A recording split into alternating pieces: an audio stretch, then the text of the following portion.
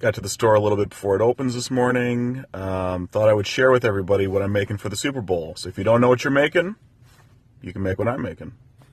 On the menu as of 8:45 a.m., miso butter corn and pulled pork.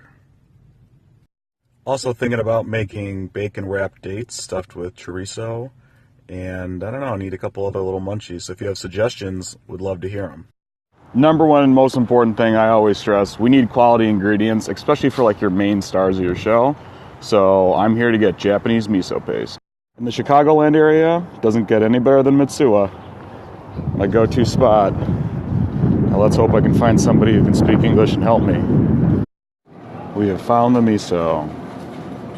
Unfortunately, none of it's in English, so we'll just have to figure out which one we want. Most important thing with the miso paste is we want a white miso paste, and then we want it to say product of Japan. Very important. American stuff sucks. Maybe a little sashimi sushi for lunch since I'm here. This makes me nervous if this is from yesterday or today, so I kind of like the more well-stocked stuff. So soybeans and wheat both have gluten, so don't forget that soy is gluten, including soy sauce. So if you don't like the gluten, you want tamari, which is gluten-free. Major key for Asian cooking, mirin, sauces, marinades. Pick some up, keep it on hand, worth it. AJ mirin, I'm sold. All right. Here's another major key. Remember your wallet so you can pay for things. It's in the car. Got it. So we talked about two important things so far. Key ingredients makes your food taste better. Spend the time, go to the stores, get what you need. The other thing, you need money. Who knew? So I have a couple more grocery stores to go to. I'm going to show you guys some of my recipes. So if you want to screenshot the next couple pictures, take these recipes, go cook them, ask me questions, cook with me. Let's do it. So completely honest, I rarely, if ever, cook with recipes or out of cookbooks, but I am just really digging the Momofuku cookbook by David Chang. So this is the miso corn recipe from the Momofuku cookbook. It is awesome. Screenshot this one. Let's talk about it. I am absolutely making this tomorrow. So remember when I said recipes plural? I just got the one. The rest are in my head. Oh well.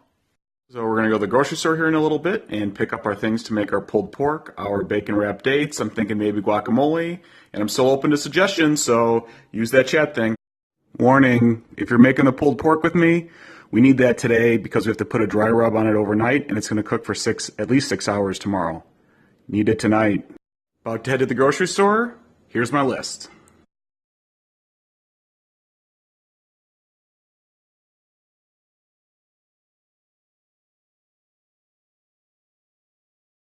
You know, when people ask me what my secret is to good cooking, the answer is getting good ingredients. And sometimes that means you got to drive around and go to a few stores. Forgot to list these guys for my guacamole, but you need yourself a jalapeno. Definitely want corn with the husk on it because I'm going to grill it. Super Bowl's tomorrow? Nobody's here.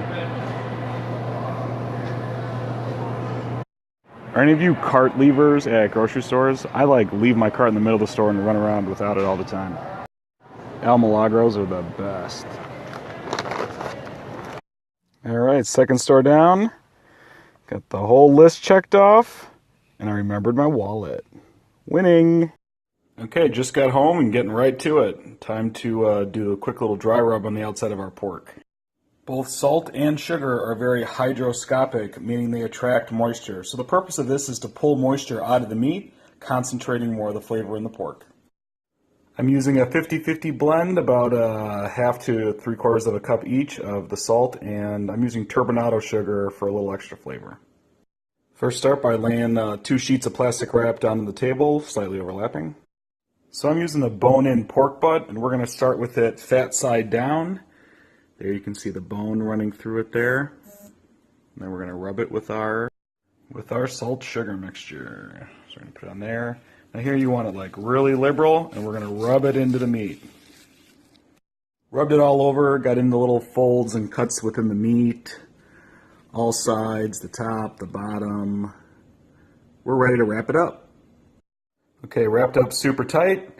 Now you're going to want to take this and put it on a plate or a pan, because I promise you by tomorrow it's going to pull a lot of juice out of there. Food safety is never a joke, and through this process we're going to pull a lot of liquid out, and that's raw meat, and if that leaks over your fridge and gets on things that you don't cook later, you could get really sick. Okay, enough doom and gloom. Put it in the refrigerator at least 6 hours. Overnight's ideal, no more than 24, and we'll see this guy tomorrow.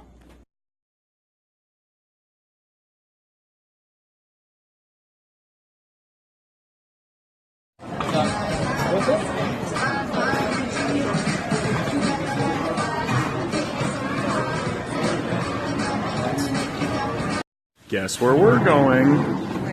That's right, another grocery store.